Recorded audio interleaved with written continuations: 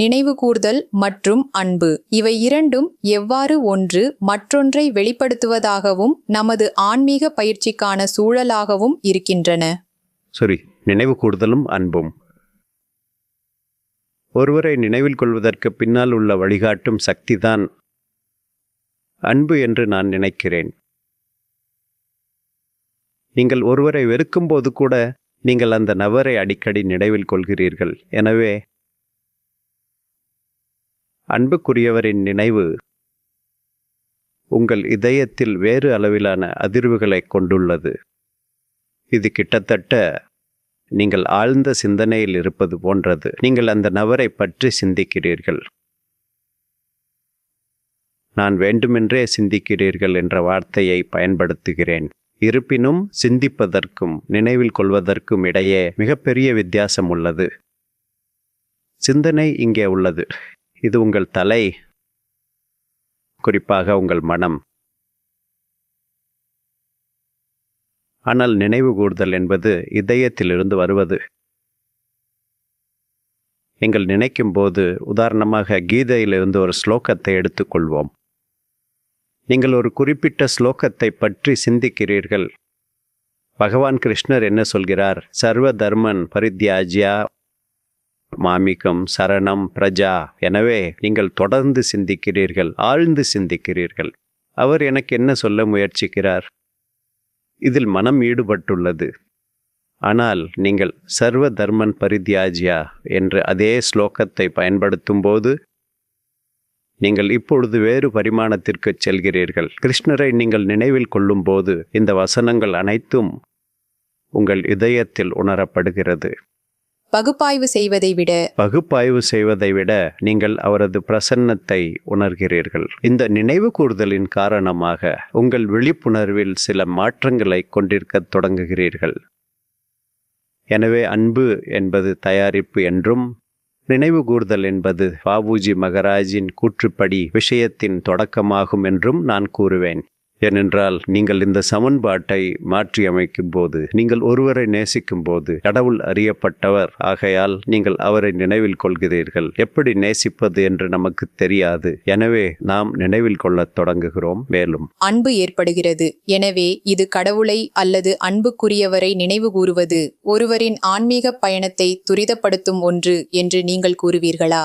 நிச்சயமாக. அதாவது நீங்கள் ஒன்றிணைய விரும்பாத அல்லது ஒன்றாக ஆக விரும்பாத ஒருவரை நீங்கள் ஏன் நினைவில் கொள்ள வேண்டும்? எனவே நினைவு கூர்தல் என்பது ஒரு பெரிய கிரியாவுக்கியாகும்.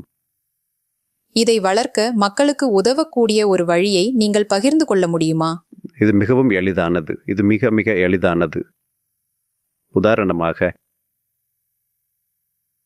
நீங்கள் ஒருவரை நினைவில் கொள்ளும்போது அந்த நபரை அல்லது அந்த குறிப்பிட்ட தருணத்தை நீங்கள் ஏன் நினைவில் கொள்ள வேண்டும்? இது வியக்கத்தக்க விதத்தில் உங்கள் இதயத்தை அன்புடன் தாக்கி மிகவும் வியக்க வைக்கிறது. அந்த நிகழ்வால் அல்லது அந்த நபரால் நீங்கள் மிகவும் ஈர்க்கப்படுகிறீர்கள். நீங்கள் நன்றியுள்ளவராக இருக்கிறீர்கள். எனவே இப்பொழுது அது ஆன்மீக உலகில் எவ்வாறு பொருந்தும்? உதாரணமாக, நாம் தியானம் செய்து ஒரு குறிப்பிட்ட ஆன்மீக நிலைக்கு வரும்பொழுது அந்த குறிப்பிட்ட ஆன்மீக நிலையில் நீங்கள் மூழ்கி, ஆஹா, நான் இதற்கு தகுதியானவனா என்று கேட்கிறீர்கள். ஒரு வகையான நன்றியுணர்வு உங்கள் இதயத்தில் ஏற்படத் தொடங்குகிறது. பின்னர் இந்த நன்றியுணர்வு காரணமாக இதை கொடுப்பவர் யார் என்று நீங்கள் யோசிக்கத் தொடங்குகிறீர்கள். அது உங்கள் குருவாக இருந்தாலும் சரி அல்லது கடவுளாக இருந்தாலும் சரி. பின்னர் நீங்கள் சிந்திக்கத் தொடங்குகிறீர்கள், நினைவில் கொள்ளத் தொடங்குகிறீர்கள். பின்னர் நீங்கள் நன்றியுணர்வுடன் நினைவு கூர்தலில் மூழ்கிவிடுகிறீர்கள். எனவே உங்கள் நினைவு கூர்தல் படிப்படியாக செம்மையடைகிறது. எனவே இந்த நபரின் மீதும் குருவின் மீதும் தியானம் செய்வது கூட உதவும். ஆம். சரி, மற்ற மரபுகள் பற்றியும் நான் கேட்க விரும்புகிறேன். உதாரணமாக, சூஃபித்துவத்தில் அவர்கள் ஜிக்கர் அல்லது திக்கர் என்று அழைக்கும் ஒன்றை வைத்திருக்கிறார்கள் என்று நான் நினைக்கிறேன். மேலும் இது நிலையான நினைவு என்று நாம் அழைப்பதை போன்றதா? அதே விஷயம்தான். அது வேறு ஒரு வார்த்தை, அவ்வளவுதான். சரி, ஆனால் அது மற்ற மரபுகளிலும் உள்ளது. நினைவு கூர்தல் என்பது அன்புக்குரியவரின் தொடர்ச்சியான நினைவாகும். நினைவில் கொள்ளாமல் விட்ட எந்த கணத்தையும் குறித்து அவர்கள் அடிக்கடி வருத்தப்படுகிறார்கள். நான் ஏன் என் அன்பரையோ அல்லது என் அன்பிற்குரியவரையோ நான் எப்படி மறந்தேன்? நினைவு கூர்தல் என்பது ஒருவரின் பாதையில் இருந்து எல்லாவற்றையும் அகற்றும் திறன் கொண்டது என்றும் அது அந்த நபரை தெய்வீகத்தின் நிலையான நினைவில் வைத்திருக்கிறது என்றும் பாபுஜி ஒருமுறை குறிப்பிட்டுள்ளார். எனவே இது ஒரு குறிப்பிட்ட கட்டத்திற்கு பிறகு மட்டுமே நடக்கும் ஒன்றா அல்லது ஒருவரின் யாத்திரையின் தொடக்கத்திலிருந்து நடக்குமா? இங்கே 3 கேள்விகள் உள்ளன. ஒன்று, தேவையற்றவற்றை அகற்றுவது. 2வது, நினைவில் மூழ்கியிருத்தல்.